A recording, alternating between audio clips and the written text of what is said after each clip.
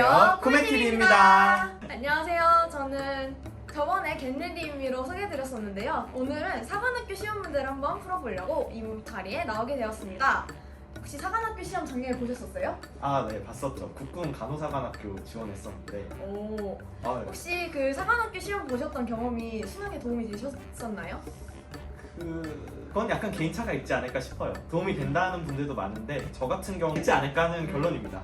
네, 저 같은 경우에도 사관학교 시험을 보러 가진 않았지만 문제가 워낙에 퀄리티가 높은 문제들이다 보니까 수능을 준비하는데 많은 도움이 되었었던 것 같아요.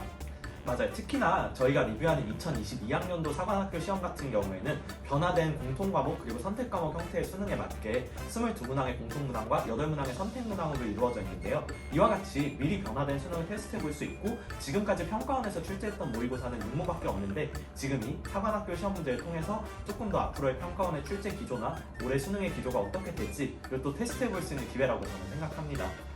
정말 장황한 설명이었네요. 좋아요. 그러면 이제 진짜 본격적으로 알아보러 가볼까요? 지금부터 열심히 풀어보도록 하겠습니다. 내가 황성은 이긴다.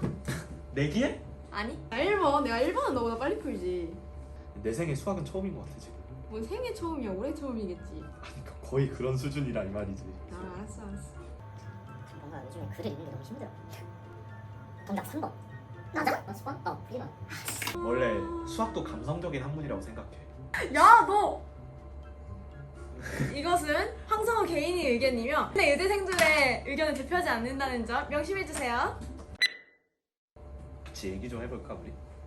야, 미안, 너랑 얘기할 게 없는 것 같아. 이걸 보고 도대체 나보고 무슨 얘기를 하자는 건지 이 정도는 돼야지.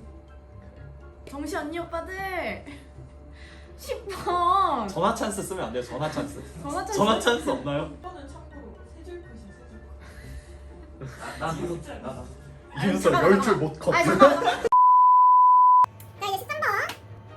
13번 디귿 때문에 그랬구나. 손이야? 디귿 틀림. 나 알았어. 아 귀 아파. 귀엽네. 디귿 틀렸습니다. 자 시작 할게요. 예, 아이들 13번. 할 수 있다. 짠! 지금까지 저희가 사관학교 시험 문제를 풀어봤습니다. 시험 보는 거 어땠어? 진짜 너무 오랫동안 수학을 나서 그런지 좀 헷갈리는 개념도 진짜 많고 너무 힘들어. 이 스튜디오에서 좀 꺼내줬으면 좋겠어. 오랜만에 문제를 풀어보니까 분명히 작년에 풀어봤던 것 같은데 어떻게 푸는지 헷갈리는 문제들이 너무 많은 거야. 그래서 약간의 현타가 몰려왔달까? 사관학교 문제를 풀어보니까 두 가지를 주의해야 할 것 같아. 먼저 첫 번째는 준킬러 강화고 두 번째는 순서 배치 문제야. 먼저 순서 배치 문제 같은 경우에는 2021학년도까지의 수학과는 다르게 2022학년도 수학부터는 순서가 오르락내리락 하는 것 같았어. 왜냐하면 공통과목과 선택과목이 따로따로 있다 보니까 어려운 문제 있다가 쉬운 문제 있다가 쉬운 문제 풀다가 어려운 문제 풀다가 이렇게 되는 거야. 그런데 그렇기 때문에 순서를 어떻게 해서 푸는가가 수학 성적에도 굉장히 유의미한 영향을 미칠 수 있다는 거야. 그리고 준킬러 강화는 사실 작년 21년도부터 굉장히 많이 보여왔던 특성인데 수학 과목 자체에 어려운 문항을 냈을 때 선행학습 논란이나 그런 여러 가지 문제가 있다 보니까 아무래도 좀 전반적인 난이도를 낮추는 대신에 준킬러를 강화해서 변별력을 주는 방식을 택하고 있어. 이는 최상위권 수험생들에게는 만점의 길을 더 넓혀주게 되었지만 애매한 중상위권 수험생들에게는 더욱더 준킬러 공부를 철저히 해서 높은 성적을 맞을 수 있도록 해야 되는 대비법이 필요할 것 같아. 쿠메TV. 자, 그러면 쿠메가 뽑은 베스트 7 빠밤. 왜 안 해? 우리가 베스트 7을 뽑은 기준은 수능을 준비할 친구들이 꼭 한 번쯤 풀어봤으면 좋겠다 하는 신박하거나 중요한 개념이 있는 문제들을 위주로 선정했어. 일단 그 문제들은 9번, 10번, 13번, 14번, 15번 서술형에서는 20번, 22번이야. 서답형이야. 9번은 수열에 관한 문제인데 여기서는 시그마의 정의를 해석하는 게 중요해. 시그마라는 건 결국 수열의 합이니까 그 수열의 합이라는 정의 자체를 활용해서 풀고 또한 특히나 TN에서는 그 TN을 해석했을 때 공차에 대한 1차식이 나온다는 걸 바탕으로 풀어보면 굉장히 쉽게 풀 수 있는 문제였어. 그 다음으로 10번은 연속 조건을 무조건 잘 알고 있어야 돼. 극한값과 함수값이 같아야 연속이지 극한값이 존재한다는 건 또다시 우극한의 값과 좌극한의 값이 같다는 소리야. 13번 문제는 지수함수 그래프를 해석하는 것이 매우 중요했어. 특히나 디귿을 풀 때는 AX제곱을 치환해서 2차 방정식으로 고치고 그 2차 방정식을 근과 계수의 관계를 이용해서 해석하는 것도 중요해.